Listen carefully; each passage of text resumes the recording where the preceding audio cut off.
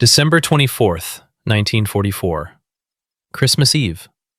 A Belgian village called La Glaise, sitting on a ridge above the Amblève River, 16 miles southeast of Spa. The men of the 119th Infantry Regiment came up the road that morning expecting the worst fight of their lives.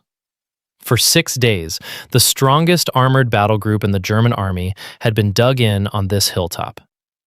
Every American in that valley knew the name attached to it. They knew what had happened to the prisoners at the Bonnier crossroads 8 days earlier. They had spent the night listening to their own artillery work the village over, and they came up the slope behind Task Force McGeorge, braced for street fighting, house by house, cellar by cellar. Instead, they walked into a graveyard of machinery. There was almost nobody left to shoot at. A rear guard fired a few rounds and quit. In a farmhouse, the Americans found something better than a fight. 150 of their own men, taken prisoner in the first days of the offensive, sitting there waiting to be liberated. And parked in the orchards, jammed into the alleys, standing at the crossroads with their hatches open to the snow, were 135 German armored vehicles. Remember that number, 135. Half-tracks in the orchard at Clé de Foucault, lined up neatly, engines cold. Panthers, Panzer IVs, assault guns, and 6 of them, some counts say 7, were King Tigers. Now, if you know anything about the fighting in Northwest Europe, you know what that meant to an American tank crew. A King Tiger was 70 tons. Its front plate could stop anything the U.S. Army had fielded that year. Its gun could kill a Sherman at a range where the Sherman crew could not even see who was shooting at them. The men of the 30th Division had spent 5 months learning to respect German armor the hard way. And here were the heaviest tanks on the planet, sitting in a Belgian village, in the snow, with nobody in them. And here is the detail that should stop you. Walk around those tanks and look for the wounds. On most of them, you will not find any. One King Tiger sat in an alley beside the church road with one of its own tracks lying on the cobblestones behind it, like a shed skin. Another had a damaged gun barrel and nothing else. That one is still there today, 80 years later, parked a few steps from a museum because a local woman traded a bottle of brandy for it before the scrappers came. The rest had simply stopped, fuel gauges reading empty, final drives seized, left where they died of causes that had nothing whatsoever to do with an American shell. 70 tons of the finest gun and armor engineering in the world, and the U.S. Army captured it by walking up a hill. Before we go further, if you find this kind of history worth your time, a like helps more than you would think, and subscribing tells me to keep digging. These are the stories of the men who actually did this. They deserve the audience. So hold La Glaise in your mind, because it is the end of the story, not the beginning. To understand what those abandoned tigers actually mean, you have to go back 5 months, to a hedgerow in Normandy, and to a question that the German army answered wrongly, over and over, with enormous skill, right to the last week of the war. Here is what that question was. In the summer of 1944, German designers, German generals, and German industry looked hard at the Americans in front of them and asked, "What do we build to beat this enemy?" And they were not fools. They were, in the narrow technical sense, extremely good at it. Everything they built to kill American tanks worked. The Long 88 worked. The Panther's gun worked. The Panzerfaust in the hands of a 17-year-old worked. The King Tiger's armor worked so well that American crews stopped talking about penetrating it and started talking about how to get around behind it. And yet every single one of those answers left the German army weaker than it had been before. Not marginally weaker, measurably, catastrophically weaker, in ways that show up in German documents, in German loss returns, in the private letters of German field marshals, and in a village square full of abandoned tanks on Christmas Eve. That is the thing I want to lay out for you. Not that German weapons were bad. They were not bad. It is stranger and much more interesting than that. Every weapon Germany built specifically to beat the Americans made the Germans easier to beat. There was a mechanism to it, a price tag attached to each one, and the Americans were already, methodically, taking away the exact currency Germany needed to pay it. The men who understood that price tag first were not generals. They were mechanics, recovery crews, and one particular lieutenant with a clipboard. His name was Belton Cooper. He was an ordnance liaison officer in the 3rd Armored Division, a college-trained engineer out of Alabama, and his job, every single night, was to drive back from the fighting with a list of how many tanks his combat command had lost that day. He did that from Normandy to the Elbe. By the end of the war, Cooper's division had a number attached to it, and that number has 2 halves. The first half gets quoted in every book. 648 Shermans destroyed, from a division that landed with 232. The second half almost never gets quoted. And that second half is the reason 6 King Tigers ended their war parked in a Belgian alley without a scratch on them. 6 weeks earlier, the last days of June 1944, in the hedgerow country south of Isigny, the 3rd Armored Division went into its first real attack near a village called Villiers-Fossard, and the hedgerows took it apart. Not the German army, the ground. Fields the size of a city block, walled by earth banks with trees growing out of the top, and every gap between them registered by a German gun that had been sitting there for 3 weeks with nothing to do but measure ranges. A Sherman nosing through a gap had to climb the bank first. Climbing the bank, pitched its nose to the sky and showed the enemy gunner the thin belly plate. There were crews who died without ever seeing the weapon that killed them. In a few hours, the division lost dozens of tanks in a strip of farmland a mile deep. Belton Cooper's war began there, and it began at night. That was the rhythm of his job. The fighting stopped, or slowed, and then the ordnance people went out into the dark to collect what was left. Recovery vehicles, Shermans with the turret replaced by a boom and a winch, crawled forward to hook onto hulks that were still smoking. Crews walked the fields with flashlights hooded, reading the wreckage. Some tanks were gone, burned out, ammunition detonated, the turret lying 20 feet from the hull. Those became a line on a form. Others had a hole in the sponson, a shattered final drive, a bogey blown off, and 5 men who had gotten out. Those got a tow. Then they went back to the division's maintenance battalion, and the welders went to work. I want you to sit with that image, because it is the quietest and most important thing in this entire story. While the shooting stopped, in a field somewhere behind the front, Americans with cutting torches were rebuilding the machines that had failed that morning. Engines came out and went back in. Plates were cut and welded over penetrations. Suspension units came off a hole that was beyond saving and went on to one that wasn't. A tank knocked out on Tuesday could be back with a crew on Friday. Here's Cooper's second number, the one that never gets quoted. 648 Shermans in his division destroyed outright, and 700 more damaged, repaired, and returned to the fighting. 700. More resurrections than deaths.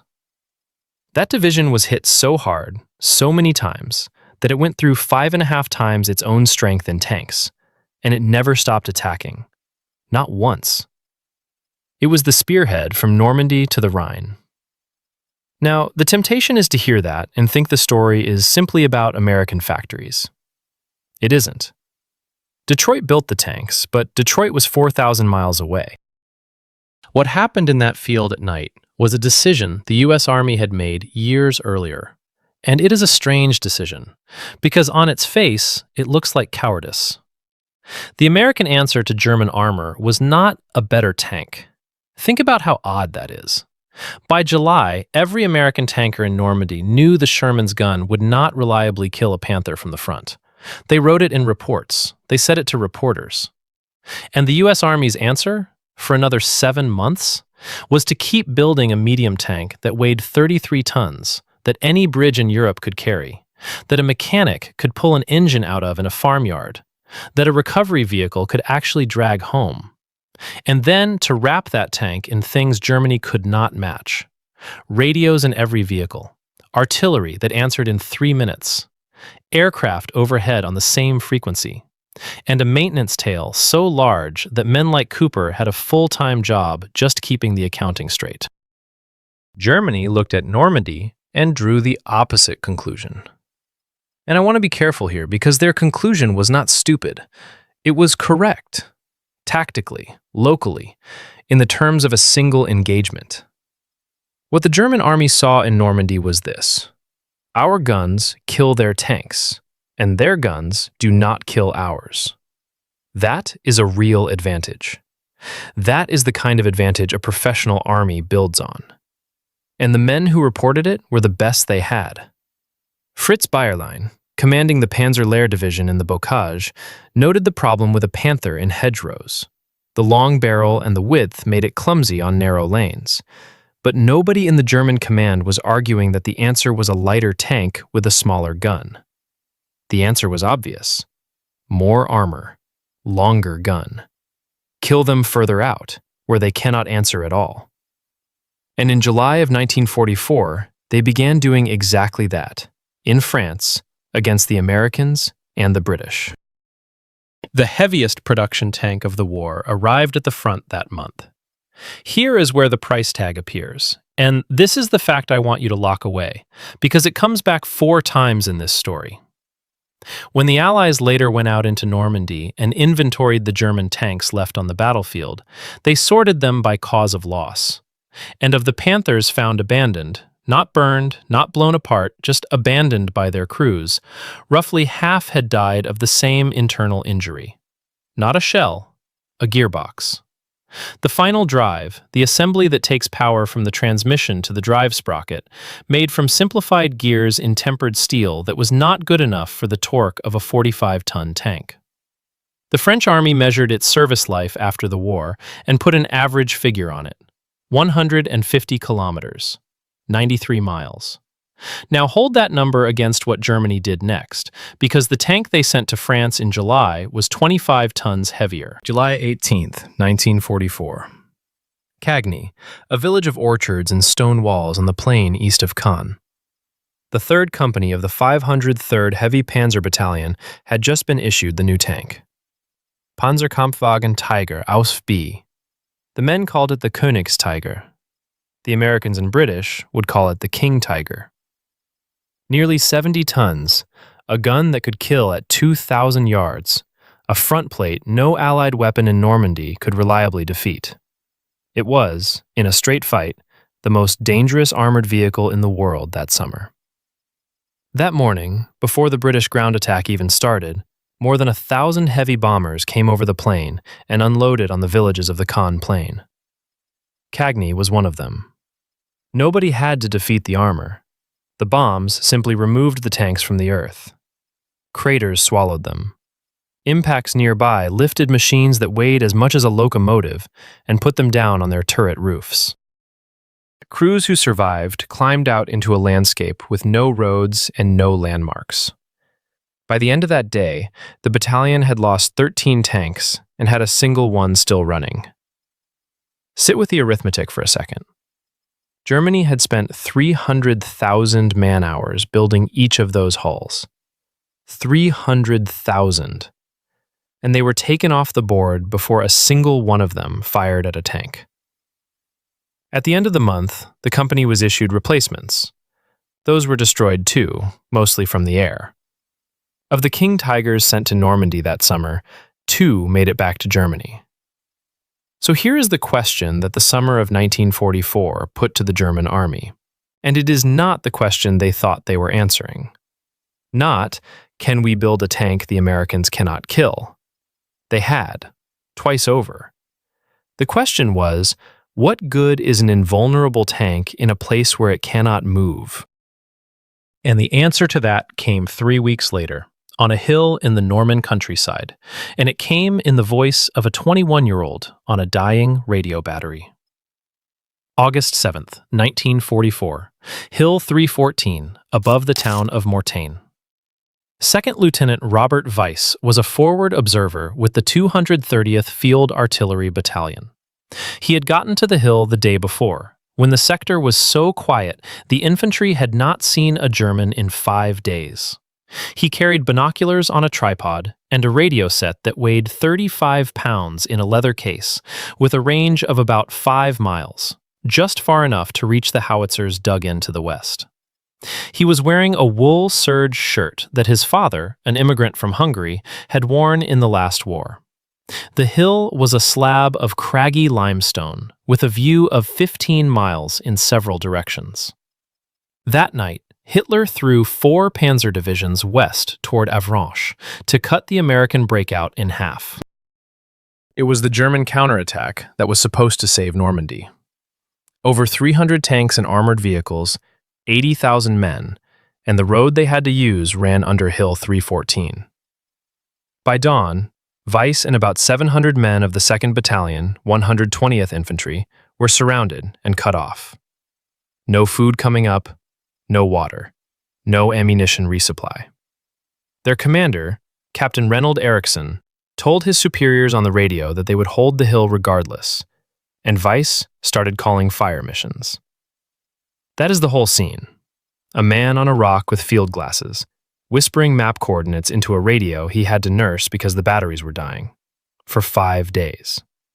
Down below him, the most powerful concentration of German armor left in France tried to move along roads it had to use, and every time a column formed up, the ground came apart around it.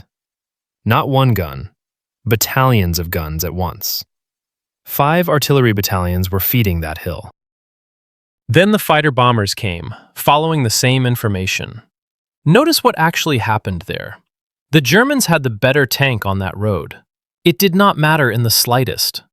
A 21-year-old and a 35-pound radio had turned the road itself into a place where 70 tons of steel could not exist. Weiss and Lieutenant Charles Bartz both received the Distinguished Service Cross for those 5 days, and General Collins later called what the 30th Division did on that hill one of the outstanding small unit actions of the war.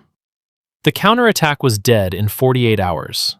Von Kluge, the field marshal who had ordered it, put his finger on Avranches on a map at his headquarters and said out loud that this was where he lost his reputation as a soldier.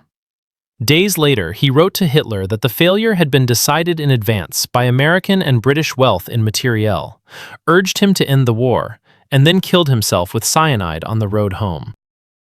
And this was not one unlucky battle. It was the condition of the whole front. 2 weeks after D-Day, Field Marshal von Rundstedt filed a report on why the invasion had succeeded, and the first thing he listed was not American tanks or American numbers. It was total Allied command of the air. He counted 29,000 Allied sorties in 2.5 days.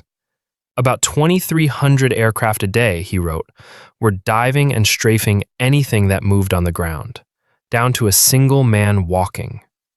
General Meindl, a paratroop commander, needed 4 hours that summer to drive 9 miles. So the German army learned the lesson, correctly, ruthlessly. Do not move armor in daylight, which left exactly one way to bring a 70-ton tank to a battlefield in the West.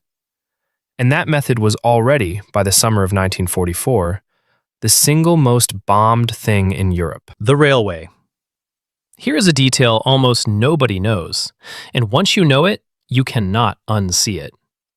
A King Tiger could not travel on a German train as it stood. It was too wide for the loading gauge. The tunnels and the platforms and the bridges of the German rail network would not accept it. So, before the tank could be loaded, the crew had to jack it up, pull the outer road wheels off the suspension, take the combat tracks off, and fit a second set of narrower transport tracks, made specifically so the machine would squeeze through Germany's own tunnels. At the other end, they did the whole thing in reverse.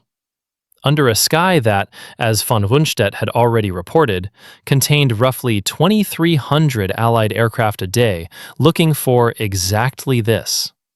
That was the requirement Germany had built into its answer to the Sherman. To bring the invincible tank to the fight, you needed a functioning railway, a loading ramp, a crane, several hours, and a sky nobody was watching. By the second half of 1944, the Americans and British had spent months systematically taking away all four. And then, when the train finally stopped somewhere near the front, the tank had to drive the rest of the way. That is where the bill arrived. August 1944. The 501st Heavy Panzer Battalion, rebuilt from scratch, 45 brand-new Tiger Aus B, the best equipment the Reich could issue, unloaded at a Polish siding and started a road march of 50 kilometers to the front. 50 kilometers, 31 miles, less than the distance across a large city. Most of the battalion never arrived. The final drives failed, one machine after another, along the roadside. When the unit went into action a few days later, it could put 8 tanks into the fight out of 45. And 3 of those 8 were caught in an ambush by Soviet T-34s and left burning. That one happened in the East, and I bring it to you because it is the cleanest measurement anyone ever took of the price tag. 45 tanks, 31 miles, 8 survivors, no enemy involved at all. And now ask the question that decides everything. What happens next? A tank sits by the roadside with a broken gearbox. It is not destroyed. It is worth as much as it was yesterday, if someone can get it home. This is the part of the war nobody makes films about, and it is where the war was actually decided. To recover a Tiger, the Germans needed heavy tracked recovery vehicles. They had one purpose-built type worth the name, the Panther. A Panther with the turret removed, a winch inside, and a big earth spade at the back so it could brace itself while it pulled. Excellent machine. Total production across the entire war, 339. 339 for every Panzer division and every heavy battalion on 3 fronts. Battalions were supposed to hold 2 to 4. In Normandy, one heavy battalion had 2, another had 1, another had none at all. Without one, the alternative was half-tracks. A single 18-ton half-track could tow a Panzer IV. To move a Tiger, you needed 3 of them, hitched in line, on a road, in daylight. And using another tank to tow a casualty, the obvious field expedient, the thing any crew would try, was flatly forbidden by regulation, because it usually produced 2 wrecks instead of 1. So, what did the German army do about a problem it could not solve? It issued the crews demolition charges. From February of 1943, German armored crews received purpose-made explosive cartridges, standard equipment, for destroying their own vehicle. Think about that as an engineering decision. Somewhere in the German ordnance system, a rational man weighed the tanks they were building against the recovery vehicles they could build, did the subtraction, and concluded that the answer was to make abandonment easier. The right to blow up your own tank was built into the packing list. Now go back to Belton Cooper's 3rd Armored Division, in a field in France, at night. The Americans built 1,562 tracked recovery vehicles for the Sherman, not 300. 1,562. A Sherman hull with an 18-foot A-frame boom and a winch in the maintenance company of every battalion, driven by men whose entire war was going out into the dark to hook a cable onto a tank that had failed that afternoon. And when they got it home, the maintenance battalion did something the Germans structurally could not. They took the dead ones apart. A bogie wheel assembly off a burned-out hull went onto a tank with a blown suspension. An engine came out of one and into another. A plate was cut and welded over a penetration hole, and the tank went back with a fresh crew and a scar. Every wreck was a parts bin. Cooper's job was the paperwork of that resurrection cycle. What was gone, what was coming back, what had to be requisitioned before morning. 648 destroyed. 700 repaired and returned. Hold those 2 numbers against the German scoreboard, because now they mean something different than they did an hour ago. The American figure is not a story about losses. It is a story about a tank that could be recovered, that fit on the bridges of Europe, that a man could fix in a farmyard, and about an army that built 1,500 vehicles for the boring job of dragging it home. That was the choice. And by December of 1944, Hitler was about to make his last bet in the West, on the opposite choice, on tanks that drank fuel at a rate no German refinery could still supply. He had a plan for that fuel problem. It required capturing something the Americans were sitting on. Before we get to the plan, look at the account balance, because this is the number that governs everything that happens in the Ardennes.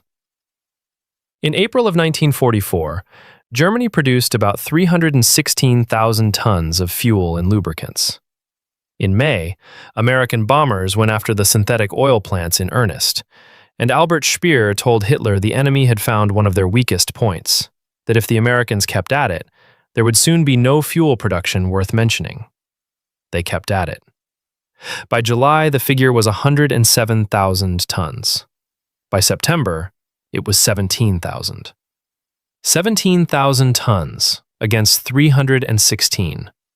In 5 months, the fuel that moved the German armed forces was cut to roughly 5% of itself. Speer eventually put it to Hitler bluntly. There was no point owning tanks with nothing to run them on. Now hold that against the offensive Hitler ordered for December 16, 1944. 3 armies, roughly 5 million gallons of fuel scraped together for the operation, which sounds enormous until you learn what the planners themselves said it was worth. 6 days.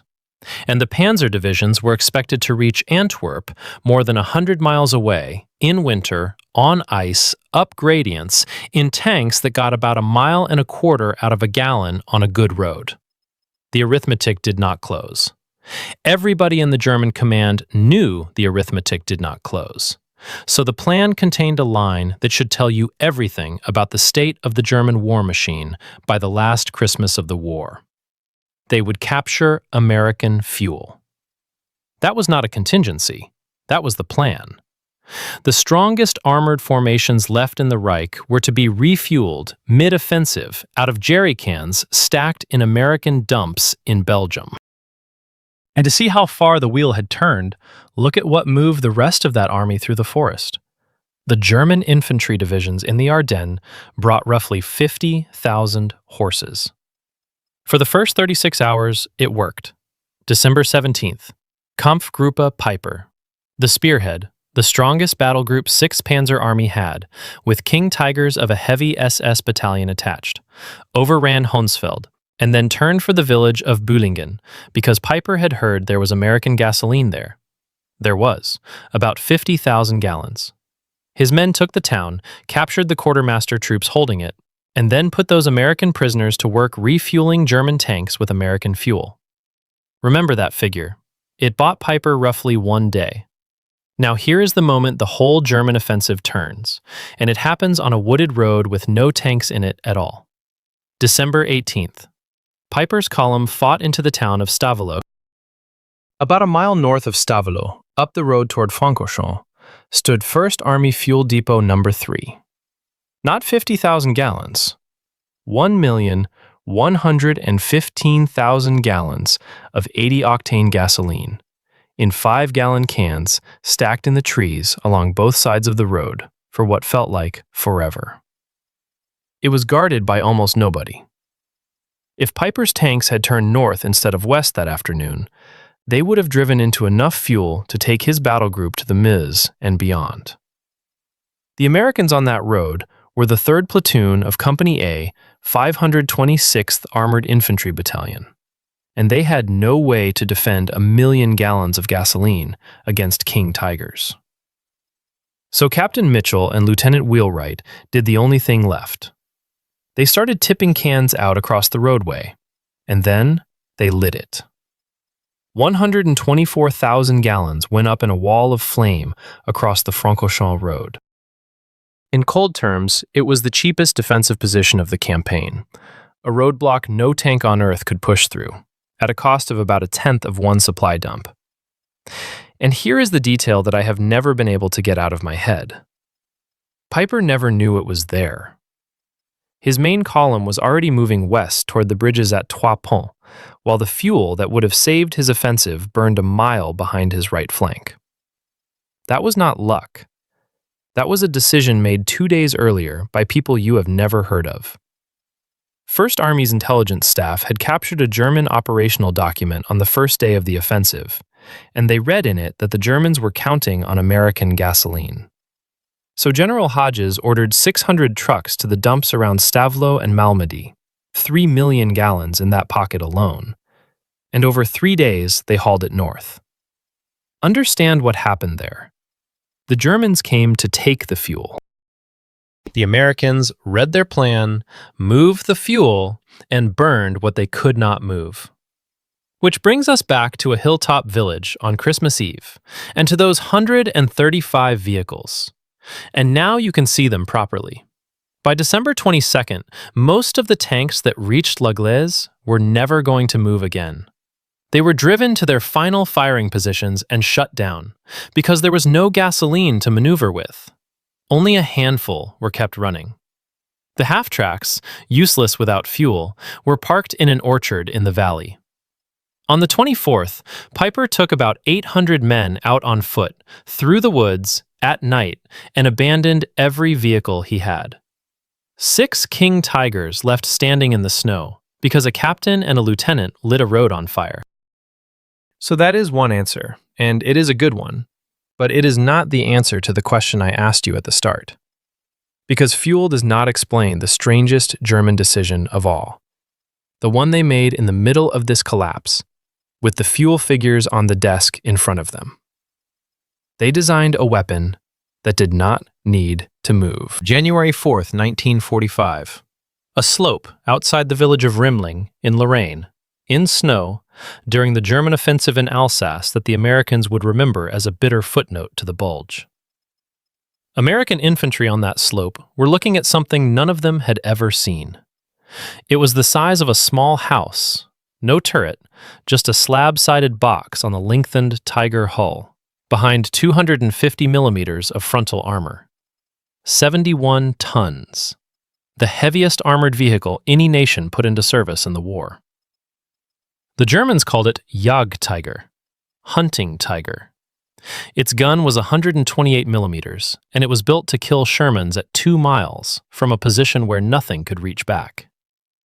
An American with a bazooka got a shot into its flank. That is all it took. The side plate was 80 millimeters. The rocket went through, the ammunition inside detonated, and the crew died in their seats. The 2 other Jagdtigers reversed out and withdrew. It was the combat debut of Germany's ultimate anti-tank weapon, and it ended with a rocket launcher a rifleman carried on his shoulder. Now, one flank shot proves nothing by itself, so let me show you what that machine actually was. Because the Jagdtiger is the purest illustration of the whole argument, and every detail comes from the men who had to operate it. Start with the gun. It was so heavy in its mounting that it had to be locked down whenever the vehicle moved, or the brackets would wear out. Which meant that when a target appeared, a crewman had to open a hatch, climb out of a 71-ton vehicle in a combat zone, and unlock the gun by hand before it could fire. Next, even a short move over rough ground jarred the gun in its cradle badly enough that it had to be recalibrated, or the shooting was no good. Next, no turret. To follow a target that moved out of the narrow arc, the whole vehicle had to pivot, 71 tons, on a drivetrain designed for a tank 25 tons lighter.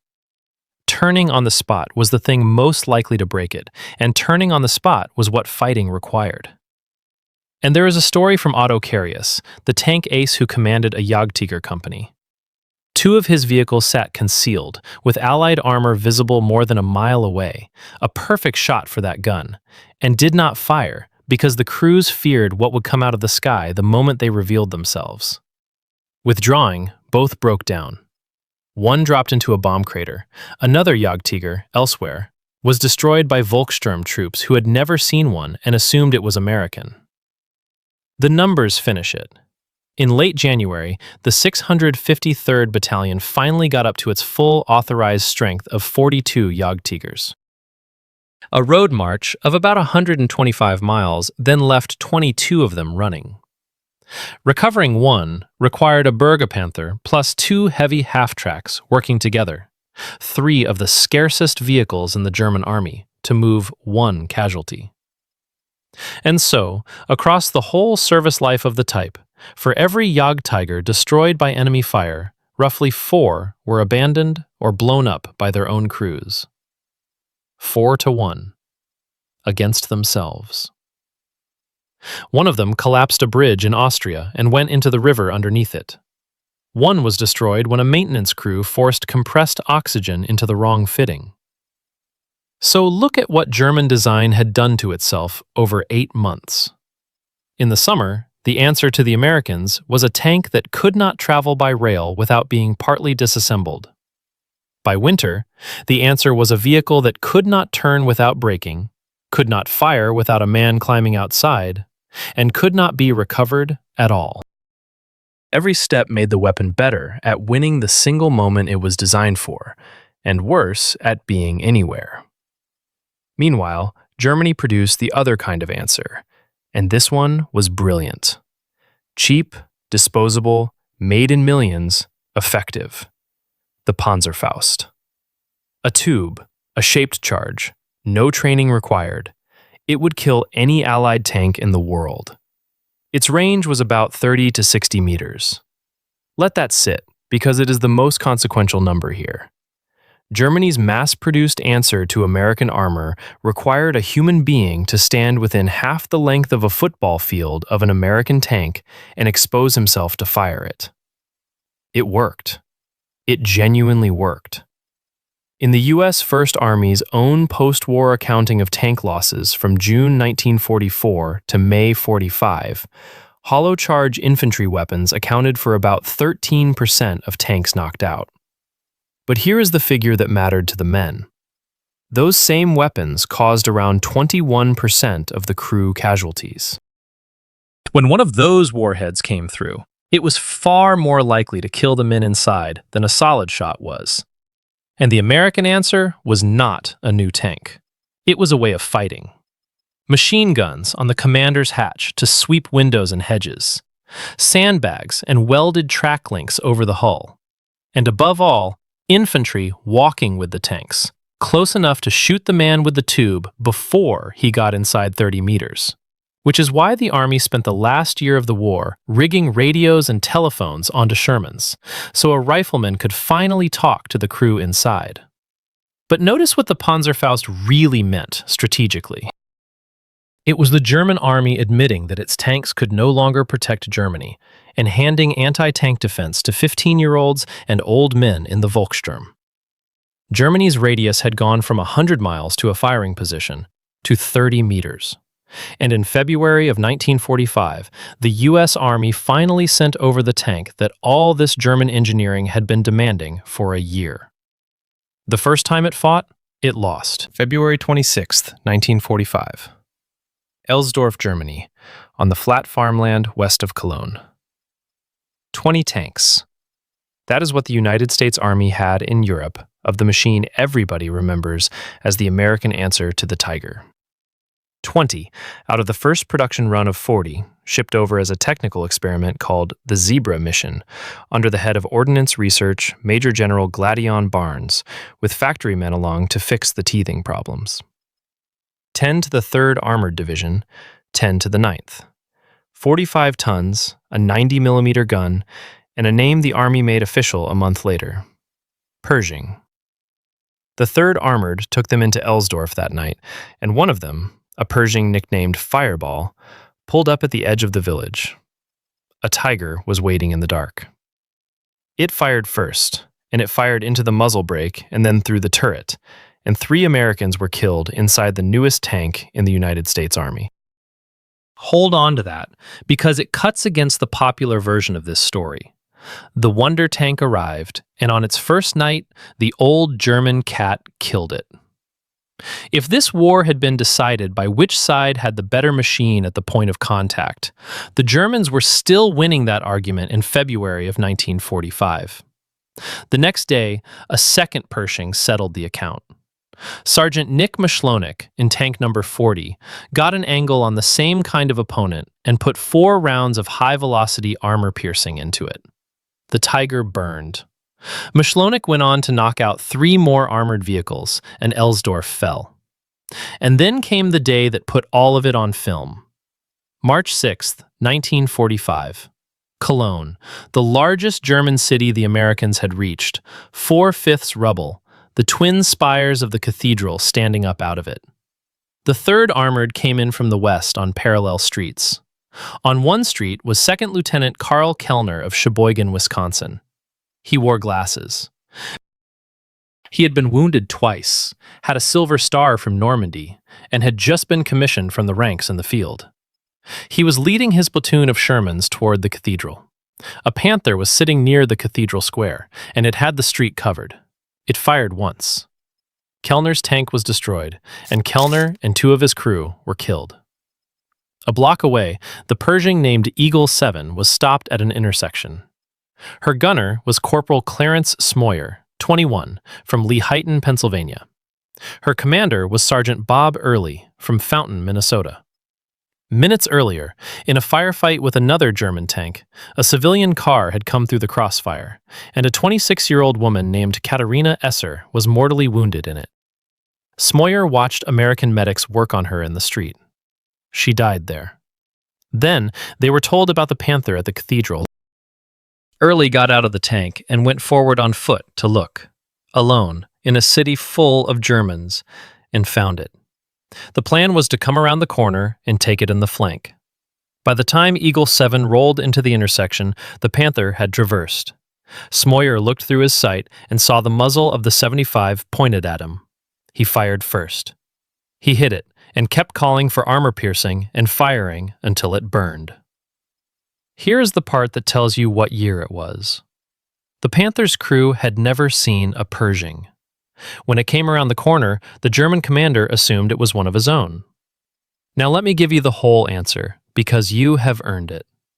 The day after Cologne, the 9th Armored found the railway bridge at Remagen still standing and took it. Pershings gave covering fire from the west bank while infantry ran across. And then those Pershings sat there, because the bridge would not carry them. 45 tons was too much for a damaged span. They waited 5 days and crossed the Rhine by barge, while 33-ton Shermans drove over. That is the law of this entire war, and the Americans had just run into it themselves on the greatest day of the campaign. Weight is not free. Every ton of armor and every centimeter of gun barrel is purchased with something. Bridges you can no longer use. Railways you now depend on. Gallons per mile. Factory hours. Recovery vehicles you do not have, and crews who need training time that no longer exists. Germany spent 4 years getting better at winning the individual duel, and paid for every improvement in exactly those currencies. The Americans, not by accident but as strategy, spent those same years destroying precisely those currencies. The fuel plants, the railways, the bridges, the daylight itself. Then they built 1,500 recovery vehicles to make sure their own losses were temporary. So look at what that does when you put the two together. German armaments output rose about 5-fold between 1941 and 1944. Tank production peaked in the year they lost the war. 300,000 man-hours went into each King Tiger hull, and 492 were finished. And through the second half of 1944, somewhere between a quarter and a third of them were fit to fight on any given day. More tanks than ever built.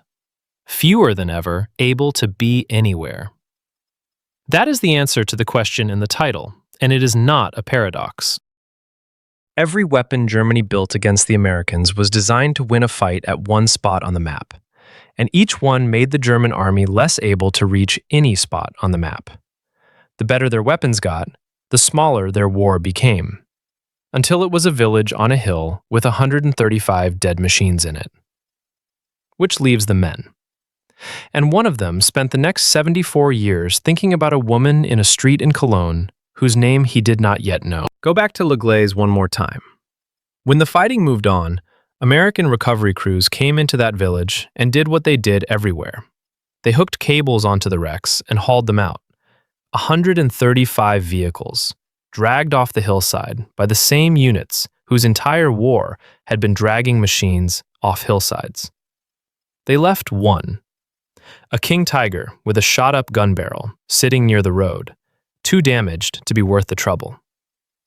A local woman named Jenny Jeanin DeWez asked the Americans if she could have it and traded them a bottle of brandy for 70 tons of German engineering. That is why it is still there.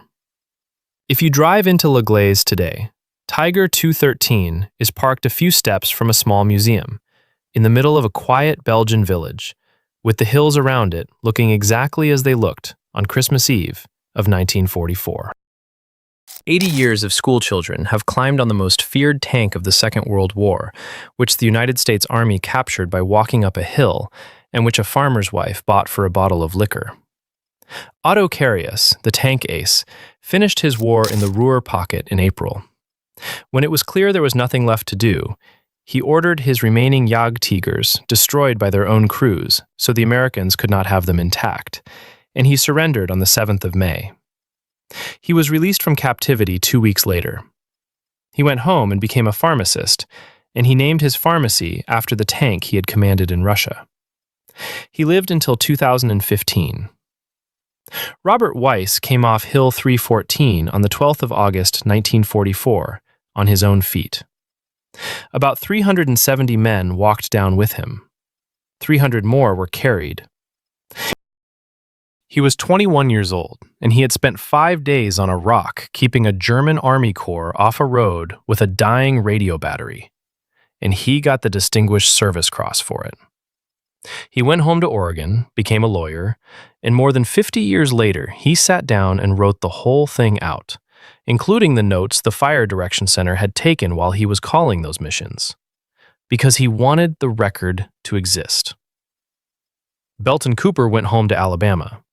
He kept his figures: 648 Shermans destroyed, 700 repaired and returned. He was in his 70s when he finally published his account of the night work, and he spent the rest of his life arguing that his crews had been sent out in tanks that were not good enough. He was not wrong about the tanks. He may not have realized that the strongest evidence in his own book was the second number, the one about resurrection. And Clarence Smoyer. He came home to Pennsylvania, went to work in a cement plant, raised a family, and did not talk about it much. He had turned 22 that spring. The gun camera film of his duel at the cathedral played in newsreels across the country, and for a while he was the most famous tank gunner in America. And he never told anybody that the part he could not stop thinking about was not the Panther. It was the car in the intersection. Decades later, he learned her name, Katharina Esser, 26 years old, killed in the crossfire on a street in Cologne on the 6th of March, 1945. Smoyer went back to that city as an old man, walked into the cathedral he had fought his way toward, and lit a candle for her. He said he hoped she would forgive him, if it had been his shell. In September of 2019, at the World War II Memorial in Washington, the United States Army gave Clarence Smoyer the Bronze Star he had never been awarded. He was 96. Some of his crew were still alive to get theirs alongside him. When he watched the film of the duel again, after all those years, he said it took him straight back and that it was hard to look at.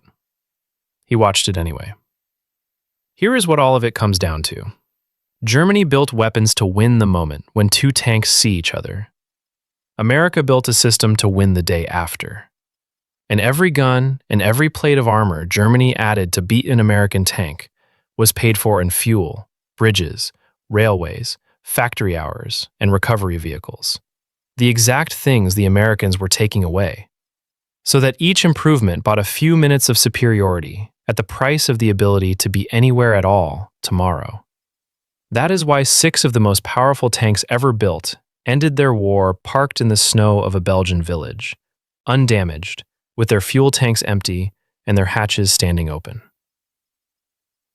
Thank you for spending this time with me and with these men. If this was worth your while, a like genuinely helps. It is the thing that pushes a story like this in front of people who would never otherwise find it. And these are stories that deserve finding. Subscribe and hit the bell if you want more of them, because there is a lot of this history that has never been told properly. And tell me two things in the comments. First, where you are watching from. I am always surprised by the answer. Second, if you had someone in the Second World War, a father, a grandfather, an uncle, a mother in a factory, tell me their name and what they did. This channel is full of people whose families were there. I read those comments, and so do they.